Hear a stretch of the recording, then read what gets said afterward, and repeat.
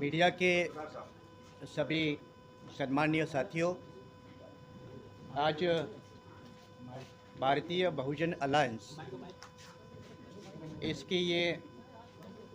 First press conference Delhi के constitution club में संपन्न हो रही है। इस प्रेस कॉन्फ्रेंस में आप सभी का आयोजन की तरफ से स्वागत करते हुए ये नए अलायंस की ज़रूरत क्यों पड़ी,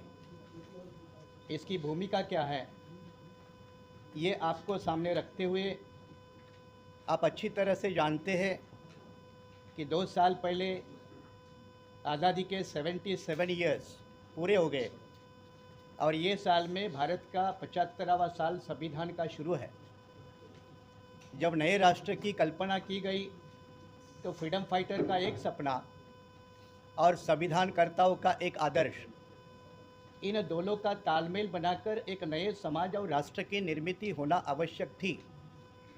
उस दिशा में कुछ प्रयास भी हुए, लेकिन बहुत कुछ नहीं भी हुए, और जो नहीं हुए उसकी तस्वीर हमें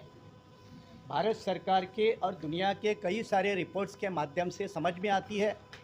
जैसे सच्चार कमेटी रिपोर्ट है, मंडल कमीशन रिपोर्ट है, प्रोफेसर कुंडू कमीशन रिपोर्ट है, या ह्यूमन डेवलपमेंट इंडेक्स दुनिया का भारत के बारे में क्या कहता है। ऐसे सारे रिपोर्ट की ये आंकड़े बताते हैं कि आज भारत की अर्थव्यवस्था जीडीपी के हिसाब से देश में एक ऊंची जगह पे पहुंची है, दुनिया में 5वें नंबर की है। इसके बावजूद इस भारत में 140 करोड़ जनता में से 80 करोड़ लोगों को देश के प्राइम मिनिस्टर प्राउडली कहते हैं कि हमें फ्री अनाज बांटना पड़ता है। इसका मतलब 140 करोड़ जनता में 80 करोड़ लोगों को अपनी ज़िंदगी जीने का इंडिपेंडेंट साधन नहीं है, ये खुद प्राइम मिनिस्टर कहते हैं। इसका मतलब यह है कि इसके लिए जिम्मेदार कौन है, और जिम्मेदार जब कौन है, अकाउंटेबिलिटी जब हम फिक्स करते हैं तो अकाउंटेबिलिटी जिन्होंने भी आज तक देश में शासन किया, केंद्र सरकार चलाई, चाहे वो किसी भी पार्टी के हो, वो सारे जिम्मेदार हैं।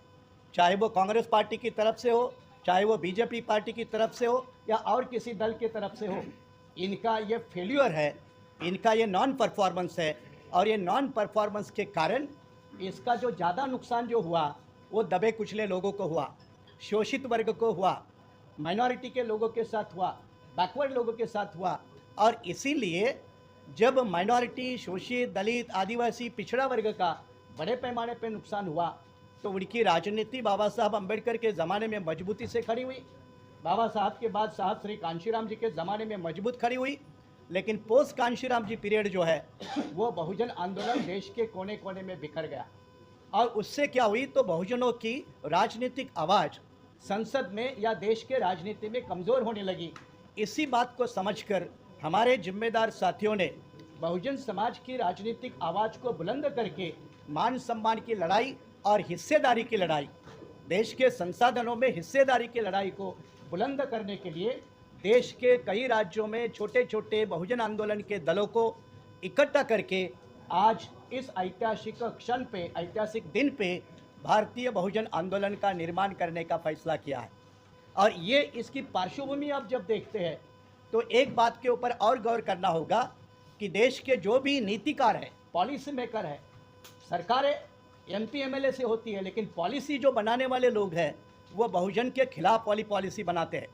चाहे वो मामला रिजर्वेशन इन प्रमोशन का हो, रिक्रूटमेंट का मामला हो, हिस्सेदारी का मामला हो, या देश में ज़मीन से लेकर सरकारी नौकरियों तक का मामला हो, बहुजन समाज के साथ न्याय नहीं होता, अन्याय होता है। एट्रॉसिटी तो एक अलग ही बात है, लेकिन देश के संसाधनों में भागीदारी नहीं होना ये अपना 77 ईयर्स का एक बड़ा फेल्योर है। और ये फेल्योर को एड्रेस करने के लिए आज का एक मौका है।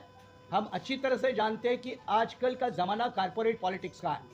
कारपोरेट देश के नीति तय करते हैं, लैंड एक्विजिशन की पॉलिसी कारपोरेट तय करते हैं, आदिवासी का जल, जमीन और जंगल का अधिकार छीनने का प्लान बड़े बड़े देश के उद्योगपति, धन्ना सेठों के लोग सरकार में बैठे हुए लोगों के साथ मिलकर बनाते हैं।